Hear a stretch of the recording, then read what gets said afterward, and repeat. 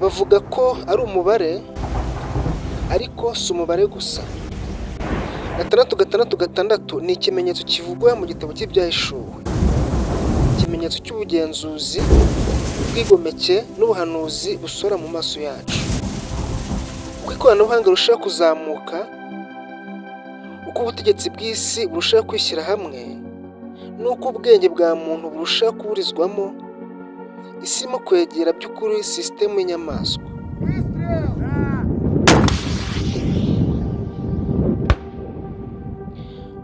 Fungura amaso yawe maze urebe. Ibyari ubuhanuzi birimo kuba ukuri muri iki gihe.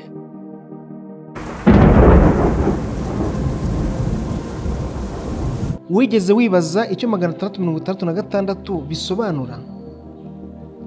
Iyi si imibare gusa, ni ikimenyetso cy'icyaha gikomeye, uburiganya n'igihe cy'imperuka.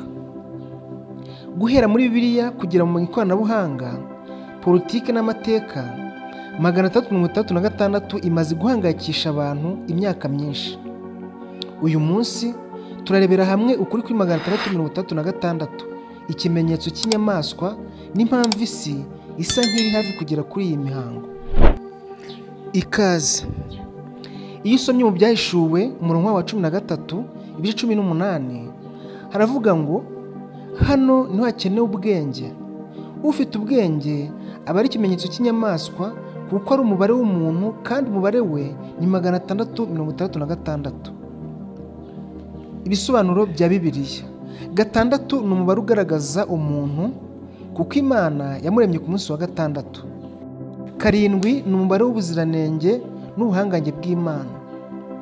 Rero 666 bivuga umuntu ushaka kwigira Imana ariko akabura rimwe kugira ngo abe 777. Bivuga ukwigira Imana ariko utari Imana. Hari abavuga ko 666 ari ikimenyetso cy'ubutegetsi bw'isi buzashyiraho uburyo bwo kugenzura abantu bose. Bazabagenzura bati? Hazashyirwaho uburyo bwa cashless system, aho uzajya guhaha udafite amafaranga mu ntoki.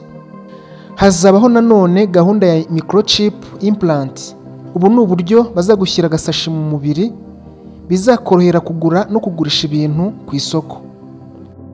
Nanone hari uburyo bwo guhuriza amakuru yawe hamwe ku buryo bizaba biri global, bakabyita digital ID cyangwa global ID. Iyi ikaba ari irangamuntu ihuza ibintu byinshi mu buryo bwihuse. Bukaba ari uburyo bwo kugenzura abantu mu buryo bworoshye. Nanone kandi hazabaho uburyo bwitwa One World Government. Ibi bivuze ko ari guverinoma imwe izashyirwaho igenzura ibintu byose. Rero tugiye kurebera hamwe 666 naho bihurira n'ikoranabuhanga. Bavuga ko 666 bisobanura uburyo isi yacu irimo kugenzurwa n'ikoranabuhanga, aho umuntu agira kode cyangwa akagira imibare cyangwa akagira data imumenyekanisha. Mark of the Beast ishobora kuba symbolic, bivuze guhabwa icyemezo cyangwa system idahuje n'Imana. Isi irimo kwinjira mu gihe cya artificial intelligence cyangwa se AI. Nanone irimo kwinjira muri digital currency n'ikoranabuhanga rigenzura byose. Hari abahanga bari kubona ko intambwe za 666 ziri kugenda zigerwaho gahoro gahoro. Ibyo byose bihurira ku kintu kimwe bita gushaka no kugenzura ubuzima bwa muntu no kumuca ku Mana. Iyo urebye ibikorwa biri gukorwa ku iki gihe biteye ubwoba. Abantu bavuye mu kwizera ntibashaka kumenya Imana, bakora ibikorwa by'ubugome burenze kandi ntacyo batinya.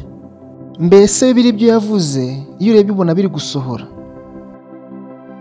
Ngo hazabaho ubuhanga burenze ariko ntibuzabasha gukemura ibibazo biriho.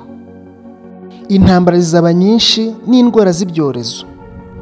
Abantu bo bamaze kuba nk'inyamaswa, bariyandarika kandi ntacyo batinya. Twashyizwemo uburyo bwo gukunda iby'isi kurenza gukunda Imana. Bibiliya ivuga ko iby'isi ari ubusa. Ikoranabuhanga ubwaryo si ribi, ahubwo uko rikoreshwa nibyo bishobora kuba bibi. Rishobora guhagararira ubutegetsi bw'inyamaswa nk'uko Bibiliya bivuga. 666 ishobora kuba uburyo abantu bazagenzurwa, bakurikiranwa kandi bagakumirwa mu buzima bwabo bwa buri munsi.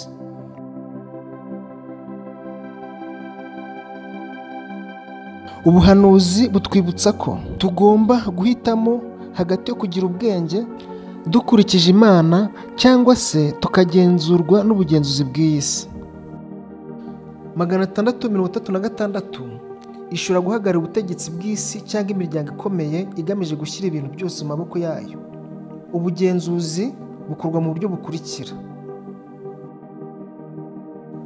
ikoranabuhanga ry'ubugenzuzi surveillance rigamije gushyiraho uburyo bwo kugenzura amafaranga, kwinjiza abantu mu myemerere no mu idini ritandukanye. Ibihugu bimwe by'igihe cyashize, urugero nka Nazi Ubudage cyangwa se URSS ari bwo Burusiya, byakoresheje ubwoba, bikoresha ububasha bukabije, bikoresha uburiganya, bisa n'ubutegetsi bw'inyamaswa. Rero ikimenyetso cy'iki gihe, AI, amafaranga y'ikoranabuhanga n'imyirondo ya Global ID bishobora kuba intambwe za 666 zibanziriza ubutegetsi bw'inyamaswa. 666 si imibare gusa, ni ubutumwa bw'umwuka bwo gukangurira abantu, bitwibutsa kandi ko amahitamo yacu afite agaciro kandi hari imbaraga zikomeye zihanganye n'ukuri n'ubwisanzure. Hitamo neza gukurikirana Imana no kumenya ukuri, cyangwa kugwa mu bugenzuzi n'uburiganya bw'isi. Dore inama tukugira: soma Bibiliya, menya amateka kandi usobanukirwe n'ikoranabuhanga. Gumana ubushishozi, ukomeze kwizera kandi wite ku bimenyetso n'imyirondoro ya politiki. Ukuri kuri 666 si inkuru z'ubupfura. Kuva mu buhanuzi bwa Bibiliya kugeza mu ikoranabuhanga ry'ubutegetsi bw'isi, uhitamo ni uwo kumenya kwizera no kwitegura cyangwa kugwa mu bugenzuzi bw'isi. Ibuka ko 666 ni imibare, ariko ni ubutumwa bw'ukuri abantu batagomba kwirengagiza, buvuye mu myaka n'imyaka ishize. Bibiliya ivuga ko dufite amaso ariko ntitureba, dufite amatwi ntitwumve. Ukuri ni uku: Imana yaduhaye isi nk'impano, ishyiraho ibyiza byose bituma ubuzima bushoboka. Iduha amaso ngo turebe ibyiza yaremye tunezerwe.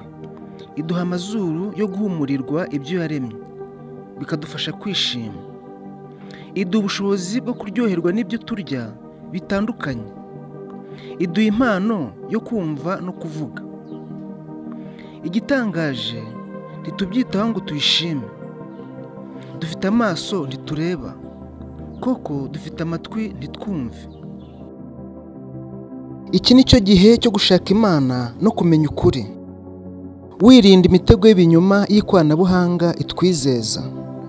666 si umubare gusa, ni ubutumwa, ni ukuri kuva mu ijuru udukangurira ko igihe kigeze. Ubisi irimo kwitegura gusimbuza Imana n'imashini no gusimbuza ukuri n'ibinyoma, ariko uracyafite amahitamo. Hitamo Imana aho guhitamo inyamaswa. Hitamo kwizera aho guhitamo ubwoba.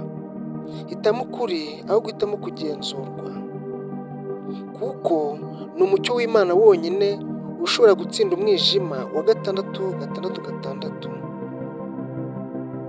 Turagushimiye kubabanye natwe.